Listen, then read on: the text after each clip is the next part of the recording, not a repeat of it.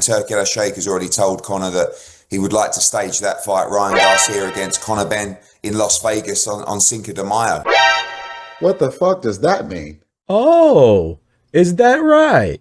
We want Conor Benn versus the winner of Mario Barrios and Ryan Garcia for that WBC belt, which we're thinking is going to be Ryan Garcia, right? Huh. I guess that Turki forgot all the energy that he put into this promo. You're a cheater. You ain't gonna do shit. Need the juice combo? Juice? You're a cheater. You're right. Grab your crying app. No more Austrian. Yeah, I guess things change. Hello guys, this is Rolly Romero. Yo, my name is Nonito Donaire. What's up guys, Designer's Eyes. We're here with Bob Santos Boxing. And I rock with Dr. Boxing Talk. I want to give a quick shout out to Dr. Boxing Talk. And I want to give a big shout out to Dr. Boxing Talk. Thank you for all the love. Thank you for all the support. You're rocking with Dr. Boxing Talk. Get your daily news from my man right here, the best in the business. Let's get it, baby. All day, baby. Amen. Bam! If I tell you I'm good, probably you'll say I'm boasting. But if I tell you I'm no good, you know one line. Yo, what's good, Boxing Talk family? Welcome back to your favorite boxing news channel, Dr. Boxing Talk. We are here to talk about some things that are pretty disgusting in boxing. You know what I'm talking about? BTF Rise Up. Now, we just had the WBC convention with Mauricio Sulaiman where he did plethora of things, right? Like he ordered Ben Whitaker versus Joshua Buatsi. He stripped Terrence Bud Crawford of his WBC belt that he just won 2.5 months ago out of greed, right?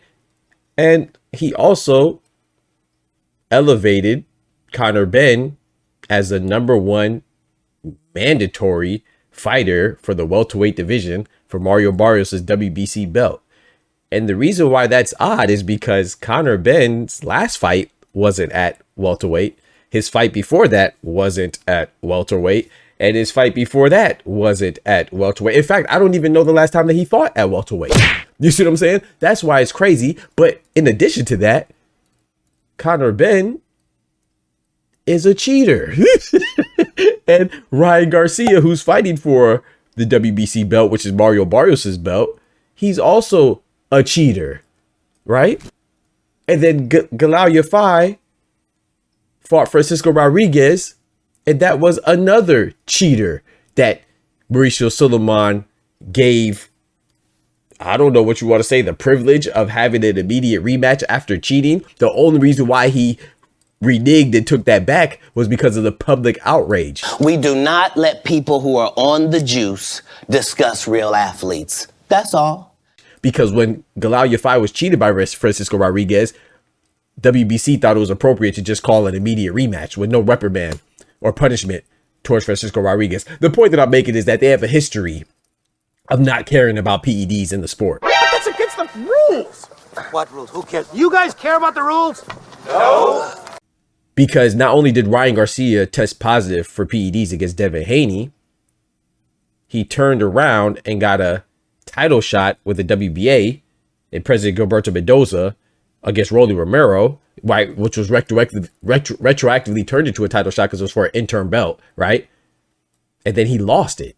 And that's why Rolly Romero is the elevated WBA 147-pound champion. For your listening pleasure, we are now on Spotify under Dr. Boxing Talk. The same thing on TikTok, Twitter, Instagram, Spotify, everything. Dr. Boxing Talk, man. Come rock with us. Yes, sir. Yes, ma'am. And if that's not good enough, then they turn around and the WBC gives Ryan Garcia a title shot coming off of a suspension due to him habitually, consistently, constantly, and frequently using racial slurs.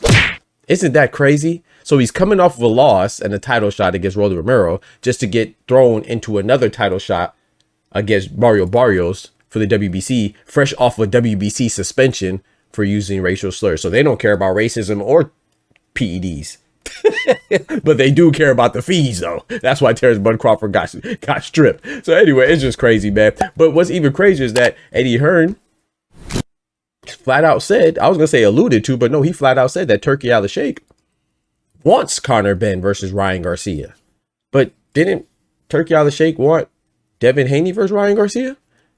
Why didn't that happen again? Oh, because Ryan Garcia lost his fight. That's right. My bad. I forgot. But he doesn't want to revisit that because Devin Haney is the WBO champion at welterweight, right? Of course, he knows that because that was in Riyadh, right? So if Ryan Garcia beats Mario Barrios, which a lot of people anticipate him to do, I don't know why, because Ryan Garcia's best win is probably Luke Campbell, maybe Oscar Duarte. Mario Barrios' best win is Yordenis Ugas, right? They both lost to Gervonta Tank Davis, but Ryan Garcia, a lot of people thought he quit. I don't think he quit. I thought he got hit with a good body shot. You know, I don't like Ryan Garcia, but I'm not going to call things. I always call things how I see it, and remain objective. I don't think he quit, but a lot of people, the general boxing consensus, thinks he quit. Mario Barrios also got stopped by Tank, but that didn't happen till the 11th round. You see what I'm saying? So he went the distance and nobody questioned his integrity and said that he quit. He just got beat, right? And it took Tank 11 rounds to do so. And then Ryan Garcia's other losses to Rolly Romero, who's a champion, I don't think it's that bad. It just looked bad because Ryan Garcia did seem like he got the fight beat out of him after he got knocked down, right? Nigga, you's a bitch! Well, they both have another commonality. They both have 2 losses, right? And Mario Barrios' other loss was to a potential Hall of Famer and Keith Thurman, and he didn't get stopped. Or, you know what I'm saying? So I just think if you look at it, both of their losses, Mario Barrios' losses are better than Ryan Garcia's, and his best win is better than Ryan Garcia's, and his career is better than Ryan Garcia's because Mario Barrios has been a champion, something else Ryan Garcia hasn't been. I think Garcia is a slight favourite in the fight, but either way, Conor Benn will get a shot at the WBC world title next. So I'm really perplexed as to why people think Ryan Garcia is the favorite over Mario Barrios. I'm just saying, you literally have nothing to justify that.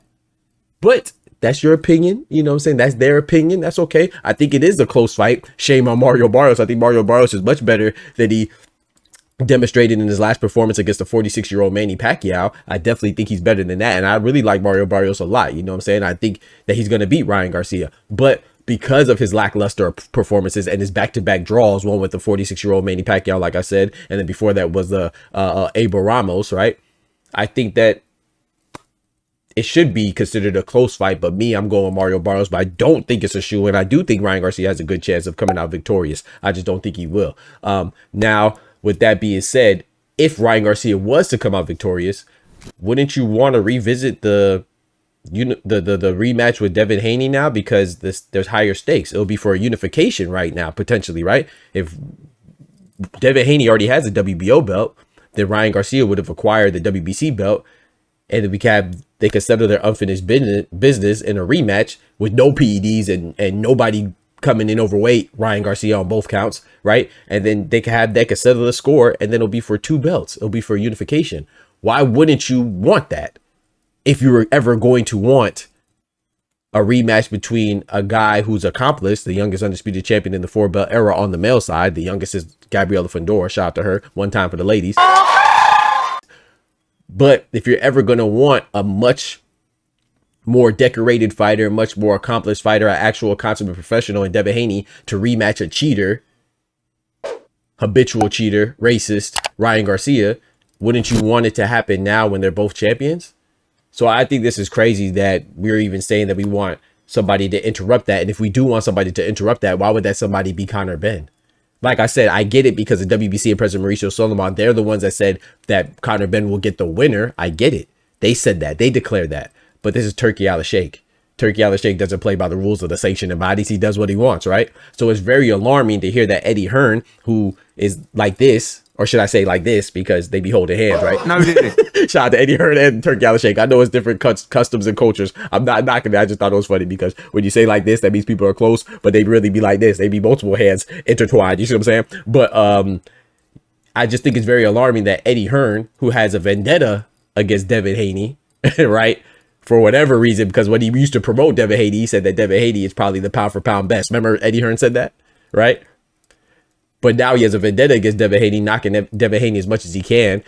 And I just think it's interesting that he's coming out and saying that Turki Al-Sheikh is more interested in having a cheater in Conor Benn go against another cheater in Ryan Garcia for a WBC title, as opposed to pursuing the fight in the scenario in which Ryan Garcia comes out victorious. He rather see Conor Benn versus Ryan Garcia as opposed to Devin Haney versus Ryan Garcia, when he put so much effort, even disrespectfully disregarding fighters like Teofimo, Rolly Romero, Jose Carlos Ramirez, Arnold Barbosa, who are also on that card. And he made the focus of that promotion for Times Square, Ryan Garcia and Devin Haney.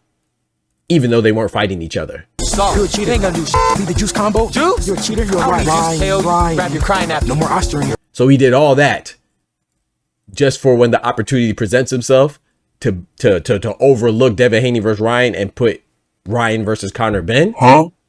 Yeah, that makes sense. I'm not saying that Eddie Hearn is lying. I don't think he's lying. I think he's telling the truth. But I just think that's kind of crazy, man, how things have changed. The priorities have changed. So I don't know. We'll see, man. Because, you know, Devin Haney he's also like this or like this with Turkey Al Sheikh as well. So, you know, this could just be Eddie Hearn talking, or it could also be that that's how he feels right now. And then when if Ryan Garcia beats Barrio Barrios, maybe he could change. You know what I'm saying? We have seen things pivot and change accordingly and abruptly. So you never know how it goes, man. But yeah, man, I think this is I think it's crazy, man. I'm just tired of seeing all these PED users and weight bullies and people that come in overweight and they're not, you know, they just disregard professionalism and they haven't really earned anything. I'm tired of them being propped up and given opportunities that other fighters have earned based off of the rankings, which is supposed to be through merit.